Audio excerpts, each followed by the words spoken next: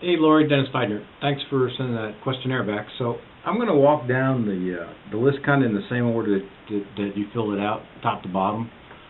And so I'm going to show you some things. Some things I'm just going to talk about, but you should get a really good feel for what this can do. So project management has all of our job reports, which we'll be back into in a little bit, change orders, purchase orders, subcontracts, and cost to complete analysis, and then some document management features. So I go into change orders, and I go to change orders, and I'm just going to pull up one that I know is already filled out. And so the confusing part for some people is there's two tabs here, and this is the budget and sub change, and this is the owner's change. And so in this case, I actually just got a price from a subcontractor to do this work, and it was $1,850.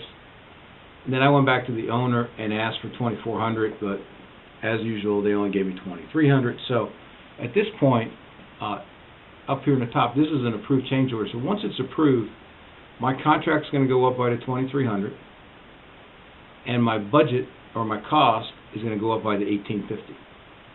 So both of those things happen at the same time. So a couple other things to go with change orders here is there's a little white paper clip up here, and if it's white, it means there's something there. In this case, I actually attached a copy of the plans for this change order. So that's an example. You could actually scan and attach the signed copy of the change order. If there's pictures of change conditions, you attach the pictures, but this is unlimited to as many attachments as you want for this individual change order, but it really makes people's life easier because if somebody else were to go look at this change order and the person that did it was on vacation, they would see all of the thread that went on here.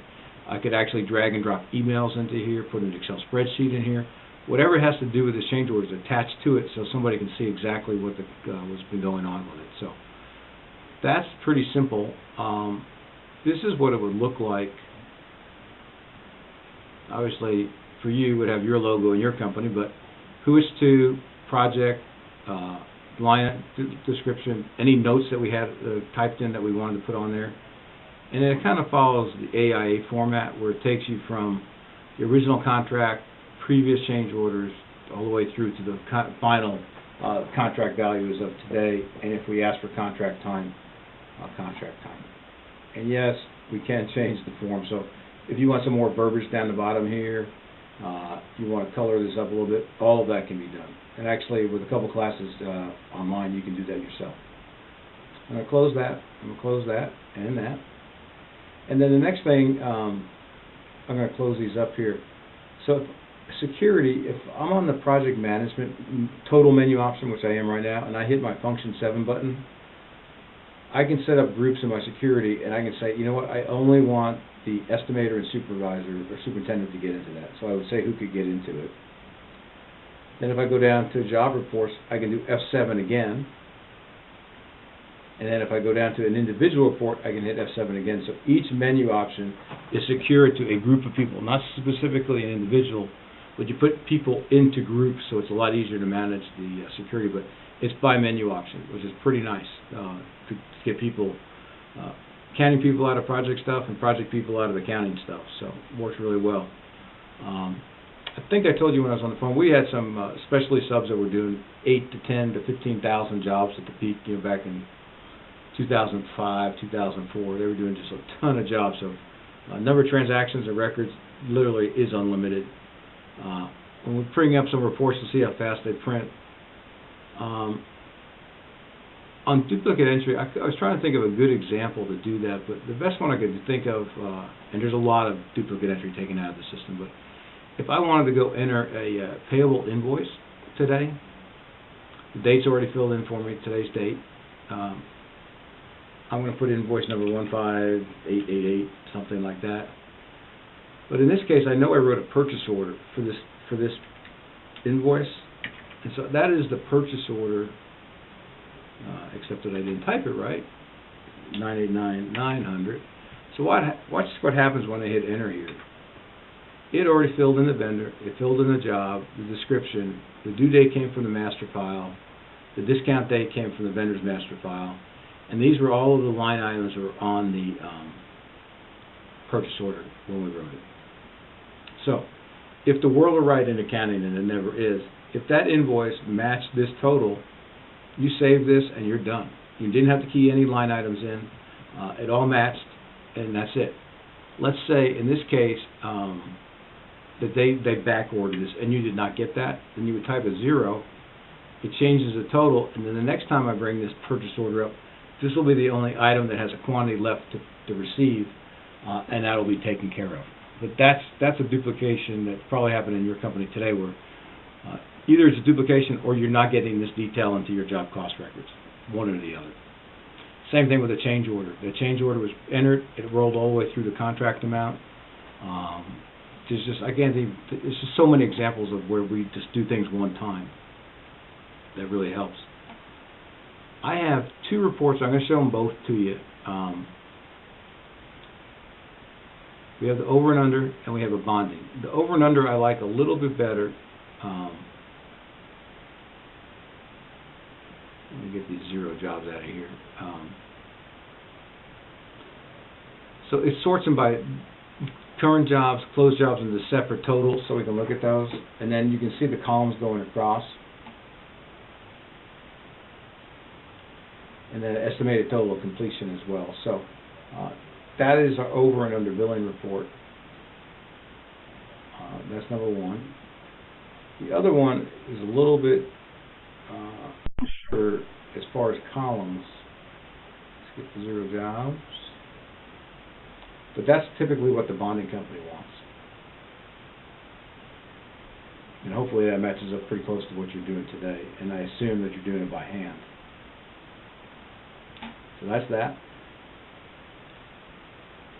We'll close out of that. I should have showed you when we went back in payables. If we were to try and enter a total of $70,000 versus that $65,000 purchase order, it would not let us. It would give us a warning that we're over the PO amount right there. So that is something that happens automatically. The nice part about having a real database, if I go into vendors, and I'm just going to pick my favorite vendor here, which is Home Depot. So I have my Home Depot record up, and these are their defaults. So that's a GL account it always goes to. This is the item on the jobs it typically goes to, etc. But I can have all that default, so I don't have to enter that. Again, reducing some of the extra effort you may be doing. But the nice part is across the bottom, I can see what contracts they're on as a subcontractor. I can see all of the POs that are open and not closed. I can see all of the closed POs. I can see any invoices that are open and not paid yet. And again, there's a button here for drill down, so I want to drill down on that one. There's the detail that I entered in my AP screen. Again, that paper clip here is gray. If you wanted to make a process in your company, you could scan in the invoice, and there's attached that scanned invoice right to this, so you have the actual document that goes with this record. I'm going to close out of that. And then again, these are the invoices that are paid. These are their certificates of insurance if you're tracking that, and expiration dates.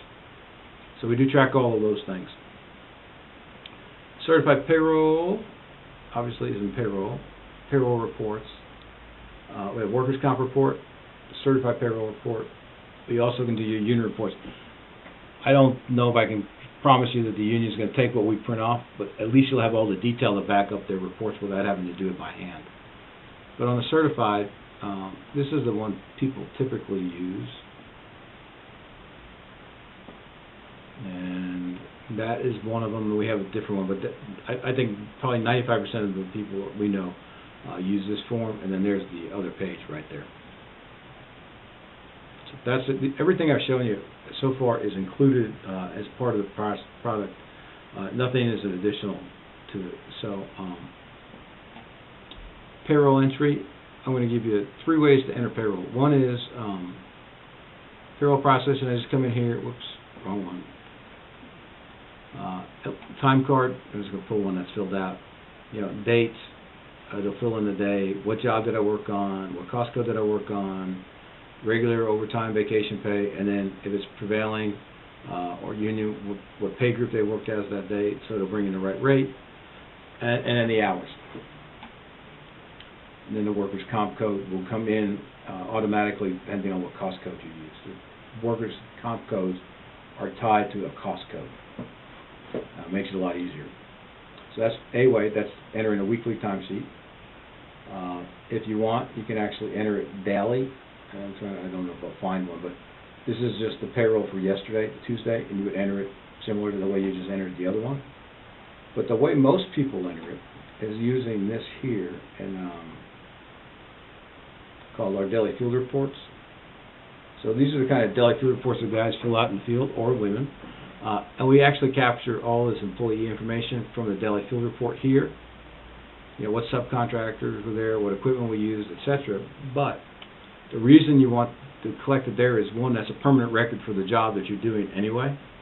And when I go to payroll records, one of my options is to actually import all of that payroll information right from the daily field report. So if you fill out the daily field report, you kind of accomplished a lot of legal things by protecting yourself on having all that information documented for the job for that day. But we can use the time information over in payroll without having to re-enter it. So another duplication probably eliminated as well.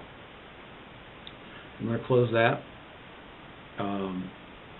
So AIA 702, 703, T&M billings all included. I don't think I need to show you that, but we do have the 702 and 703 forms for the progress billings.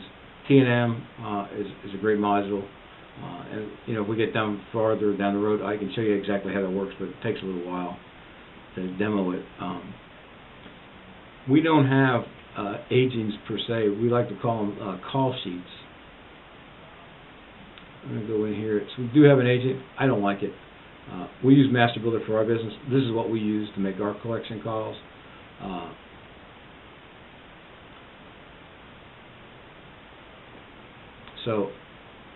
Perfect example here is, here's Bill Simpson, client number 2, phone numbers and contact information. Job 27, job 13, because he has 2 jobs for us. Down here, Jessica has multiple jobs, so it breaks down the job, open invoices separately, and then gives you the days that it's aging. You can tell this is my sample data. Then the balance they owe me and what's past due. And if I want to see information, you know, I can actually drill back to this invoice. I can actually pull right back to the invoice from that if you're on the phone. And somebody asks you what it is, you don't have to go get the paper file. You can actually do it by clicking and drilling down. The other nice part is if I go here, let me do this again,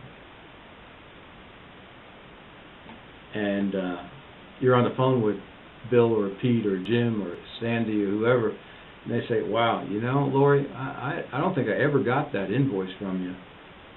So you had just clicked a couple times, now you're on the invoice. So now I can just go in here to my Outlook, and it showed up on the other screen.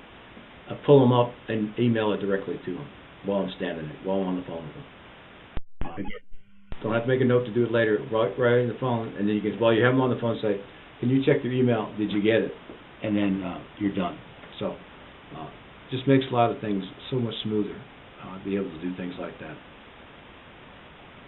I am going to send you a list of the online training class. I actually just got the new schedule for June today. I don't know about migrating your data. I'm not familiar with the system you're using, so we'd have to learn more about that. But if you can get things out to Excel, we can definitely bring information over. We just got to get it into some kind of CSV file, comma separated values, or Excel, and we can bring in your vendors, your employees, job lists, vendors, and all their contact information, so we can do with that. And yeah, we've done this 1,500 times. And it seems like you get old, but you know, everyone's exciting for us. We always love getting new customers. We're in business 10 years, last month in May. So we've been doing this for quite a while, and we have 1,500 customers, 1,300 of them on Master Builder, a couple hundred on Timberline. Everything you've shown me so far when we talked, you're definitely a perfect Master Builder candidate. So I'm going to send you this video, and I'm also going to send along a copy of the training schedule, so you'll have that to look at. And I hope that helps. And when you're ready for me to come up there and show it to some other people and yourself, just give me a couple days notice and I'll be there. Have a great week.